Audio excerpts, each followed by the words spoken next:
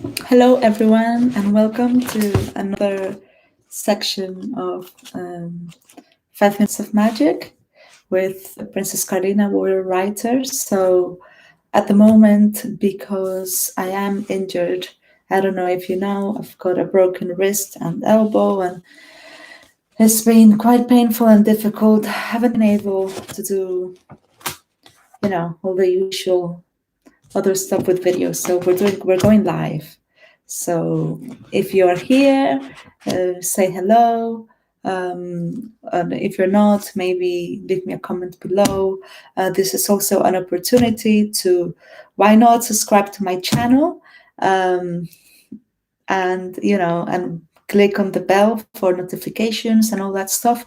And basically, if you want to hear more about reading, writing, everything about what it means to be a princess warrior in the 21st century, please keep watching and please stay tuned. With no further ado, today we're going to go on to Sylvia Plath. She's one of my favorite authors in the whole wide world. I really resonate with her. Um, Many people just go, oh, she's dark or this or that. And aren't we all like, don't we all have a bit of a dark side? And it's not even that. What I like about her is that she's not afraid or of actually expressing it in herself. And this, I will at some point talk about her poetry and her unfortunately the only novel before she passed away, The Bell Jar, which is obviously an iconic classic and very important in my life and in my writing journey. But I also want to talk about journaling, and I want to talk about this journal. This old journals of Sylvia here, and edited by Karen V. Kulik, and all a literary piece, a literary amazing piece in its own right. I do think that they even could be even more important than the bell jar itself. The bell jar being almost autobiographical, this being pure autobiographical. And for those of you that read and don't write, just enjoy the ride. And I'm gonna read 5 minutes of this of her journals. And for people that write and read, or people that write and don't read, the whole point of this is for us to realize that the importance that keeping a log of our lives is as creative people, as people. Not even like, not to say like, oh, I went to the toilet, had a pee, period. It was good. Um, Not necessarily that, but to actually to find time to sit down with our own thoughts and feelings and put it pen to paper. It helps a lot to find the way of what the world is. And it not only helps us, the whole point of Sylvia's and other people like Virginia Woolf, Ernest Hemingway, Ricardo Piglia in Spanish, Argentinian, etc., etc. Lots of other people, the way how their journals have helped us throughout the centuries to help to make sense of the world. So it is important, guys, if you can just, set some time and do it. With no further ado, I'm going to bring, and also please do bear with me because, I'm doing this all one-handed. I'm going to choose randomly. I chose from page 98 in this edition of the Journals of Sylvia Plath. This is part from the early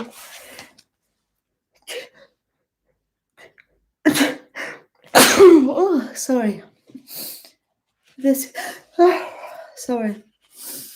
This is from I'm so sorry. This is from The early her early parts. So when she was young, from then between 1950 and 1953. All right, here we go. 5 minutes of magic. Ta-da!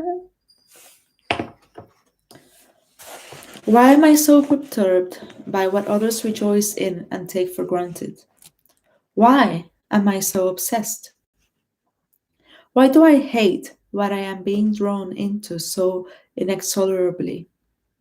Why, instead of going to bed in the kindly, exotic dark and smiling languidly to myself in the night, say, some day I will be physically and mentally satiated if I lead myself in the right path? Why do I sit up later until the physical fire grows cold and lash my brains into cold calculating thought? I do not love. I do not love anybody except myself. That is a rather shocking thing to admit. I have none of the selfless love of my mother. I have none of the bloody practical love of Frank and Louise, Dot and Joe. I am, to be blunt and concise, in love only with myself. My puny being with its small inadequate breasts and meager, thin talons. I am capable of affection for those who reflect my own world. How much of my solitude for other human beings is real and honest? How much is a faint lacquer painted on by society? I do not know. I am afraid to face myself. Tonight, I am training to do so. I heartily wish that there were some absolute knowledge, some people whom I could trust to evaluate me and tell me the truth. My greatest trouble, arising from my basic and egoistic self love, is jealousy. I am jealous of men, a dangerous and subtle envy which can corrode, I imagine, any relationship. It is an envy born of the desire to be active and doing, not passive and listening. I envy the man, his physical freedom to lead a double life, his career, and his sexual and family life. I can pretend to forget my envy. No matter. It is there, insidious, malignant, latent. My enemies are those who care about me most. First, my mother, her pitiful wish that I be happy. Happy! That is indefinable as far as states of beings go. Or perhaps you can run up it glibly, as Eddie did, and say it means reconciling the life you lead with the life you wish to lead. Often, I think meaning the reverse. At any rate, I admit that I am not strong enough, or rich enough, or independent enough to live up in actuality to my ideal standards. You ask me, what are those ideal standards?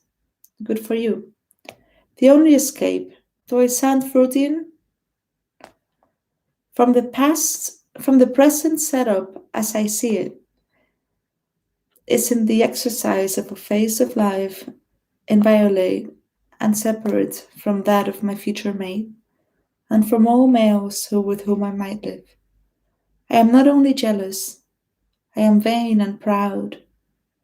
I will not submit to having my life fingered by my husband, enclosed in the large circle of his activity, and nourished vicariously by tales of his actual exploits. I must have a legitimate field of my own, apart from his, which he must respect. So I am led to one or two choices. Can I write? Will I write if I practice enough? How much should I sacrifice to writing anyway, before I find out if I'm any good? Above all, can a selfish, egocentric, jealous, and imaginative female write a damn thing worth while? Should I sublimate? My, how we throw words around, my selfishness in serving other people, through social or other such work? Would I then become more sensitive to other people and their problems? Would I be able to write honestly, then, of other beings beside a tall, introspective adolescent girl? I must be in contact with a wide variety of lives if I am not to become submerged in the routine of my own economic strata and class. I will not have my range of acquaintance circumscribed by my mate's profession. Yet, I see that this will happen if I do not have an outlet of some sort. There you have it, people. What does it say to you that it was 1950, in the early 1950s, and Sylvia Plath was thinking about these things, that she was, talking about femininity and what it meant to be a female in a world that was led by men mostly, and how she could, and all her thoughts about it, and especially when she was going like, I will not be subjugated by what my mate thinks or feels. And it's so relevant today in the 21st century.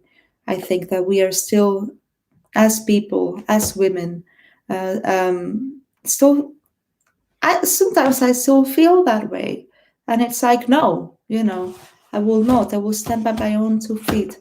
So it's important that we are true to ourselves, that we live to who we are as human beings. I see there's someone there. Say hello, hello. Carlina here. Please feel free to, give me a comment. If you have anything to say about this, please let me know.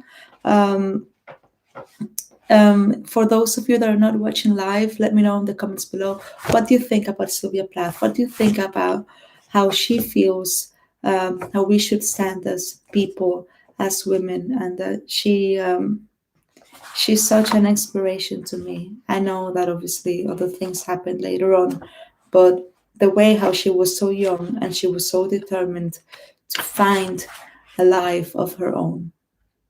May that example inspire us to find the life of our own, no matter where we are or what we do.